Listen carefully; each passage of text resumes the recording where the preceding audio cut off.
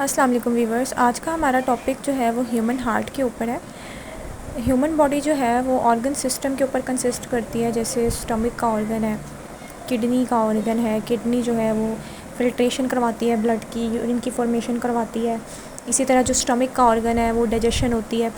इसी तरह जो हमारे पास नेक्स्ट ऑर्गन है वो है ह्यूमन हार्ट। ह्यूमन हार्ट जो है, इसकी अगर हम डेफिनेशन की बात करें तो it is a muscular organ responsible for pumping of blood through blood vessel by repeated contraction. अब ब्लड जो है, जब लंग्स से हम ऑक्सीजन को इनहेल करते हैं तो लंग्स उस ऑक्सीजन की डिलीवरी कर देता है ब्लड के ऊपर। वो ब्लड सेल्स के ऊपर जो हीमोग्लोबिन होती है, ऑक्सीजन हीमोग्लोबिन के साथ अटैच हो जाती है। अब इस ब्लड को हमारी पूरी बॉडी के जो टिश्यूज़ होते हैं, सेल्स होते हैं, वहाँ तक उसकी डिलीवरी करवानी होती है। बेसिकली ऑक्सीजन की डिलीवरी करवानी होती है। तो इस फंक्शन के लिए जो हमारा ह्यूमन हार्ट है ये काम करता है। ये क्या करता है, ये पंपिंग करवाता है ब्लड की through blood vessels by repeated contraction. इसके जो मसल्स हैं वो कॉन्ट्रैक्ट करते हैं और रिलैक्स करते हैं, और ह्यूमन बॉडी के जितने भी टिश्यूज़ हैं वहाँ तक ब्लड भी पहुंचाया जाता है। ब्लड के अंदर जैसे ऑक्सीजन का कंपोनेंट है वो भी पहुंचाया जाता है। इसी तरह जो हम ऑक्सीजन इनहेल करते हैं और लंग्स के टिश्यूज़ के पास जो ऑक्सीजन होती है वो ऑक्सीजन भी जो है वो हार्ट तक पहुंचाई जाती है थ्रू ब्लड वेसल्स। नेक्स्ट, अगर हम हार्ट की लोकेशन की बात करें तो it is situated between lungs. हमारी बॉडी के अंदर जो दो लंग्स हैं उनके दरमियान में बिल्कुल जो है चेस्ट कैविटी के बिल्कुल मिडल में हमारा ह्यूमन हार्ट प्रेजेंट होता है। चेस्ट कैविटी जो हमारी ब्रेस्ट की बोन होती है, मेमरी ग्लैंड्स बेसिकली जो होते हैं वहाँ पर ये ब्रेस्ट बोन अटैच होती है, और उस कैविटी के अंदर हमारा ये हार्ट बिल्कुल सेंटर में प्रेजेंट होता है। अगर हम इसके स्ट्रक्चर की बात करें तो हार्ट हमारा 4 चैम्बर्स के ऊपर कंसिस्ट करता है, 1 2 3 4। अपर वाले जो हमारे 2 चैम्बर्स होते हैं उसको हम कहते हैं right atrium and left atrium. और जो हमारे नीचे वाले 2 चैम्बर्स होते हैं उसको हम कहते हैं right ventricles and left ventricle. अब इन दोनों चैम्बर के दरमियान में एक जो स्ट्रक्चर का फ़र्क है वो ये है कि जो एट्रियम की वॉल्स होती हैं वो थोड़ी सी थिन होती हैं as compare to ventricles. Ventricles की जो वॉल्स हैं वो थिक होती हैं। इसके अलावा अगर हम लेफ़्ट वेंट्रिकल को कंसीडर करें और इसका कंपेयर करें बाकी 3 चैम्बर्स के साथ, तो जो लेफ़्ट वेंट्रिकल है वो लार्जेस्ट होता है और स्ट्रॉन्गेस्ट चैम्बर होता है हार्ट के अंदर। तो ये तो हो गई इसके चैम्बर्स की बात। मज़ीद अगर हम इसके स्ट्रक्चर पर फोकस करें तो ये जो आपका 4 चैम्बर्स का हार्ट है इसको इनक्लोज्ड किया होता है एक मेम्ब्रेन ने, और इस मेम्ब्रेन को हम कहते हैं पेरिकार्डियम। ये आपको जो वॉल्स नज़र आ रही हैं जो बिल्कुल चैम्बर्स के इर्द गिर्द हैं, ये आपकी चैम्बर की वॉल्स हैं और इसको हम कहते हैं वॉल ऑफ हार्ट।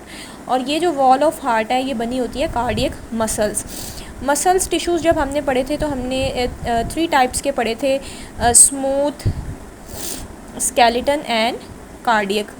तो ये जो आपके पास हार्ट की वॉल है ये बनी होती है कार्डियक मसल से। अब ये जो पेरिकार्डियम की वॉल है और ये जो आपके हार्ट की वॉल है इसके दरमियान में ये बिल्कुल एक फ्लूइड होता है। यहाँ पर फ्लूइड जो है वो फिल्ड हुआ होता है और इस फ्लूइड को हम कहते हैं पेरिकार्डियल फ्लूइड। अब इस पेरिकार्डियल फ्लूइड का क्या फ़ंक्शन है कि जब आपका हार्ट, ये जो आपके हार्ट के जो मसल्स हैं जब ये कॉन्ट्रैक्शन और रिलैक्सेशन करते हैं तो देखें 2 चीज़ें अगर आपस में कांटेक्ट करेंगी तो वो क्या करेंगी, या एक चीज़ दूसरी के साथ जब अटैच होगी तो वो रगड़ खाती है, यहाँ पे फ्रिक्शन जो है वो कॉज होती है। तो जब यहाँ पे हार्ट की जब कॉन्ट्रैक्शन हो या रिलैक्सेशन हो तो कॉन्ट्रैक्शन के नतीजे में ये हो सकता था कि ये जो वॉल्स हैं ये इसके साथ जो है वो फ्रिक्शन कॉज करती, इसलिए यहाँ पे इस फ्लूइड को फिल्ड कर दिया गया है ताकि जब हार्ट की जो वॉल्स हैं वो कॉन्ट्रैक्शन या रिलैक्सेशन का जब प्रोसेस हो तो पेरिकार्डियम और जो आपकी हार्ट की वाल है उसके दरमियान में कोई भी फ्रिक्शन ना हो। तो basically function of pericardial fluid क्या होगा फिर कि it reduce friction between pericardium and wall of heart during heart contraction. Generally अगर हम हार्ट की बात करें तो हम कहते हैं कि जो हार्ट है वो वर्क करता है एज आ डबल पंप। क्यों? अब हम क्यों ये कह रहे हैं कि हार्ट जो है वो एज आ डबल पंप काम करता है, तो इस डायग्राम से आपको ये समझ आ जाएगा कि हार्ट को हम उसकी वर्किंग को डबल पंप क्यों कहते हैं। अब यहाँ पे जब आपने लंग्स में आपने क्या किया, सपोज़ करें ऑक्सीजन आपने कर लिया इनहेल, ठीक है। अब हार्ट क्या करता है, जो यहाँ पे जो है वो क्या करेगा, डीऑक्सीजनेटेड ब्लड भेजेगा, हार्ट पंप करेगा। डीऑक्सीजनेटेड ब्लड कौन सा, जिसके अंदर ऑक्सीजन जो है वो क्या है, लेस है, कम है।